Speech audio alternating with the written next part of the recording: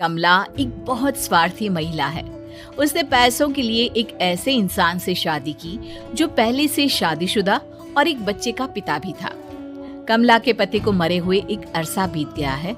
अब वो अपने सौतेले बेटे वैभव के साथ रहती है। वैभव के दिल में अपनी माँ को लेकर इतना डर है कि वो अपनी माँ के सामने एक शब्द नहीं बोल पाता। उसकी माँ जो कहती है उसको सर झुकाकर वही मानना पड़ता है। वैभव, तुमने अभी तक घर का काम क्यों नहीं किया? तुमसे कितनी बार कहा है कि सूरज निकलने से पहले तुम घर की साफ सफाई पूरी कर दिया करो। वैभव कुछ नहीं बोलता, चुपचाप सर झुकाए अपनी माँ की बात सुनता रहता है। तभी पास में खड़ा नौकर सुखराम कहता है, मालकिन, वैभव बाबा को रात से तेज बुखार है, इसलिए वो सुबह जल्दी उठ नहीं पाए। उनके बदले मैं घर की साफ सफाई कर देता हूँ। इसे कोई बुखार नहीं है। मैं इसे अच्छी तरह से जानती हूँ। ये सब काम न करने के बहाने हैं। सुखराम काका, बोल दो इसे, सारे घर का काम यही करेगा। और इससे समय पर अपना काम पूरा नहीं किया तो इससे आज का खाना भी नहीं मिलेगा। मगर मालकिन, वैभव बाबा की सच में ही तबीयत खराब है, आप एक बार देख तो लीजिए। कमला बिना कुछ बोले वहां से चली गई और बेचारा वैभव तेज बुखार में भी काम करता रहा। कमला वैभव की शादी एक ऐसी लड़की से कराना चाहती थी जो अनपढ़ हो और कमला से इसी तरह डरे जिस तरह वैभव डरता है, ताकि वैभव की सारी जायदाद और धन दौलत उसकी मुट्ठी में रहे। लेकिन आज के जमाने में ऐसी लड़की मिलना मुश्किल है। कमला कार में यही सब कुछ सोचती जा रही थी कि तभी रास्ते में, अरे ड्राइवर, तुमने कार क्यों रोक दी? और ये इतना शोर कैसा? मैडम, आगे कुछ बंजारों का खेल चल रहा है, इसलिए भीड़ लगी है। मैं अभी भीड़ को साइड में करवाकर कार निकालता हूँ।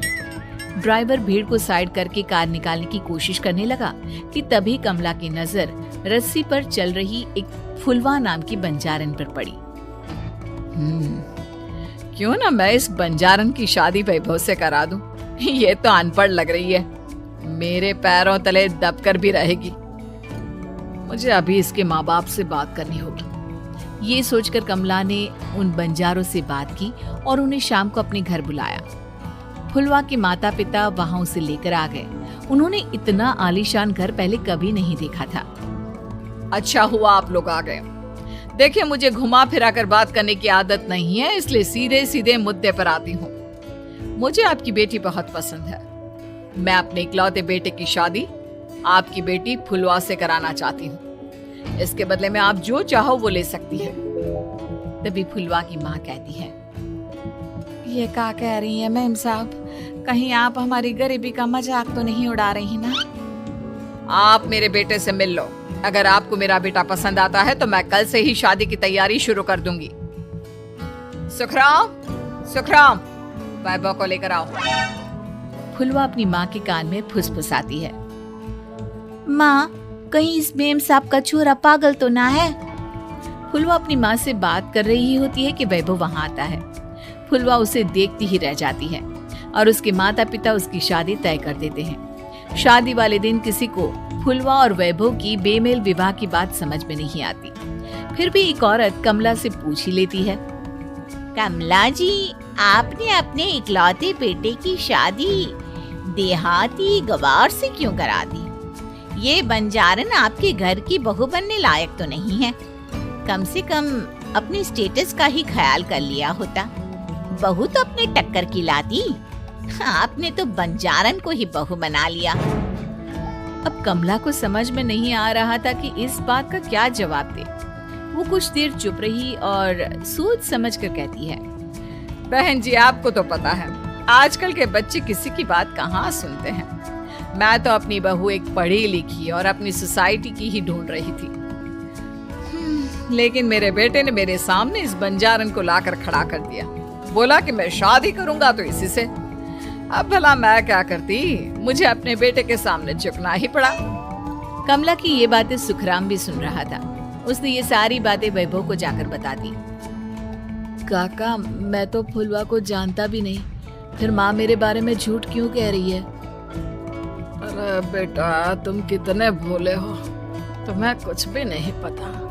तुम्हारे पिता अपनी सारी संपत्ति तुम्हारे नाम करके गए हैं। तुम्हारी माँ नहीं चाहती कि ये संपत्ति तुम्हें मिले, इसलिए उन्होंने तुम्हारी अनपढ़ लड़की से शादी करवाई ताकि तुम्हारी तरह वो भी अपने हक के लिए आवाज ना उठा सके। सुखराम काका, मैं क्या करूं, आप ही बताओ। माँ के सामने आते ही मेरे हाथ पैर कांपने लगते हैं। मैं माँ को कुछ भी नहीं कह पाता। वे दोनों बात कर ही रहे थे कि अचानक कमला वहां आ गई। कमला को देखकर दोनों घबरा गए। तुम दोनों फिर कभी बातें कर लेना, अभी फेरों का समय हो गया है, चलो जल्दी आओ। इस तरह फुलवा और वैभव की शादी हो गई। अगले दिन कमला ने फुलवा को बुलाया और उसे नसीहत देने लगी। देख बंजारन, तुझे मैंने अपनी बहू बना तो लिया है, लेकिन तुझे इस घर में आँख कान मुंह बंद करके रहना होगा। घर का काम कर और अपने पति से मतलब रख, समझी? कमला का ऐसा रवैया फुलवा को बिल्कुल समझ में नहीं आया। उसने वैभव से इस बारे में बात की। सुनिए ना, माँ जी ने जिस तरह मुझसे बात की मुझे अच्छा नहीं लगा। शादी से पहले तो वो मुझसे बहुत अच्छे से बात कर रही थी, लेकिन शादी के बाद उन्हें क्या हो गया? तुम ज्यादा मत सोचो, जैसा माँ कहती है वैसा ही करो। ये कहकर वैभव वहाँ से चला गया। अगले दिन वैभव को घर के नौकरों की तरह काम करता देख फुलवा को बहुत हैरानी हुई। फुलवा ने इस बारे में सुखराम काका से बात की तो सुखराम काका ने फुलवा को सारी बात बता दी। अब फुलवा को समझ में आ गया कि उसकी सास ने एक बंजारन को बहू क्यों बनाया। एक दिन वैभव घर का काम कर रहा था, तभी उससे कांच की प्लेट टूट गई। किसने गिराई ये कांच की प्लेट? वैभव को वहां खड़ा देख कमला ने छड़ी से उसे मारना शुरू कर दिया। उसके पैर में कांच चुभ गया और खून बहने लगा, लेकिन फिर भी कमला उसे मारे जा रही थी। ये देखकर फुलवा ने कमला के हाथ से छड़ी छीन ली और तोड़कर फेंक दी। बंजारन, तेरी इतनी हिम्मत, तूने मेरे हाथ से छड़ी छीनी? कमला फुलवा को थप्पड़ मारने ही वाली थी कि फुलवा उसका हाथ पकड़ लेती है। ओ सस माँ, मैंने मॉम की गुड़िया ना समझ लियो। बंजारन, ईंट का जवाब पत्थर से देना जानती हूँ। आज के बाद मेरे या वैभव जी के ऊपर हाथ उठाने की सोचियो भी ना, समझी ससु माँ? ये कहकर फुलवा वैभव को लेकर वहाँ से चली गई। उसने वैभव के पैर पर पट्टी बांधी, उसके आंसू पोंछे। वैभव ने पहली बार किसी के दिल में अपने लिए इतना प्यार महसूस किया। अब फुलवा वैभव का हर काम में हाथ बटाती, उसका बहुत ख्याल रखती। इस तरह दोनों बहुत ज्यादा नजदीक आ गए। वहीं दूसरी ओर कमला सारी जायदाद अपने नाम करने की साजिश करने लगी। और एक दिन, वैभव, जल्दी बाहर आओ।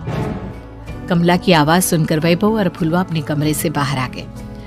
जी माँ, आपने बुलाया? ये ले, इन कागजों पर साइन कर दे। वैभव कागजों पर साइन करने ही वाला था कि फुलवा वैभव के हाथ से पेन छीनकर कहती है, ना वैभव जी, आप इस पर हस्ताक्षर नहीं करेंगे।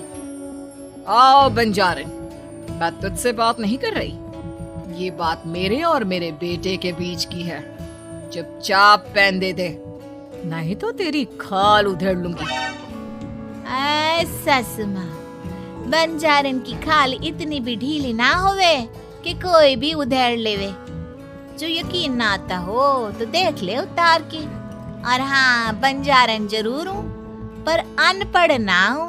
मन्ने भी पता है कि किसी भी कागज पर साइन करने से पहले उसे अच्छी तरह पढ़ लेवे हैं। पेन देती है या नहीं? ये कहकर कमला फुलवा को मारने आई तो फुलवा ने कमला को धक्का दे दिया और वो नीचे गिर गई। कमला डरकर वहां से भाग गई। अब फुलवा ने वो कागज उठाए और वैभव के साथ सीधा वकील के पास चली गई। वकील ने वो कागज देखे और फुलवा को बताया, वैभव के पिता की सारी जायदाद और संपत्ति वैभव के नाम है, लेकिन वैभव की सौतेली माँ इस संपत्ति को अपने नाम कराना चाहती है, इसलिए इन कागजों पर वो साइन करा रही थी। तो अब हमें क्या करना चाहिए वकील साहब? वकील ने फुलवा और वैभव को सब कुछ अच्छी तरह से समझा दिया। अब दोनों घर पर पुलिस को लेकर पहुंचे। कमला पुलिस को देखकर घबरा गई। पुलिस ने कहा, आपके नाम की कंप्लेंट हुई है, आपको हमारे साथ थाने चलना होगा। कंप्लेंट? कैसे कंप्लेंट? आप अपने सौतेले बेटे पर बहुत अत्याचार करती हो, धोखे से सारी जायदाद अपने नाम करा रही थी। अब नहीं इंस्पेक्टर साहब, जरूर ये मेरी बहू की कोई साजिश है, इसने गलत कंप्लेंट की है। मैडम, शिकायत आपकी बहू ने नहीं बल्कि आपके बेटे वैभव ने की है। कमला वैभव का नाम सुनकर दंग रह गई। जिस बेटे ने कभी उसके सामने सर नहीं उठाया था, आज वही बेटा उसके सामने पुलिस को ले आया है। वैभव, तुम्हारी इतनी हिम्मत कि तुम पुलिस को ले आए? हाँ माँ, मैं लाया हूँ पुलिस को, और मेरे अंदर इतनी हिम्मत कभी ना आती अगर फुलवा मेरा साथ ना देती।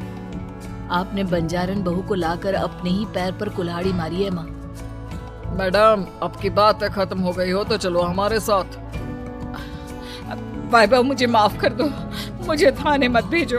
हाँ, आज के बाद मैं तुम्हें कभी नहीं मारूंगी, तुम्हें कभी परेशान नहीं करूंगी, मुझे माफ कर दो। वैभव अपनी कंप्लेंट वापस ले लेता है और पुलिस वहां से चली जाती है। वैभव अपनी सौतेली माँ से कहता है, मैंने पुलिस को वापस तो भेज दिया है, लेकिन मैं आपको माफ नहीं कर सकता। आपने बचपन से आज तक कभी मेरे सर पर हाथ नहीं रखा, हमेशा मुझे मारती रही, नौकरों की तरह बर्ताव करती रही। आप इस घर में नहीं रह सकती, चली जाइए यहाँ से। कमला घर छोड़कर चली गई और सड़क किनारे खड़ी होकर सोचने लगी, काश मैंने वैभव को माँ की तरह प्यार किया होता तो आज मैं इस तरह से बेसहारा ना हो जाती। उम्मीद है कि आपको हमारी ये कहानी पसंद आई होगी।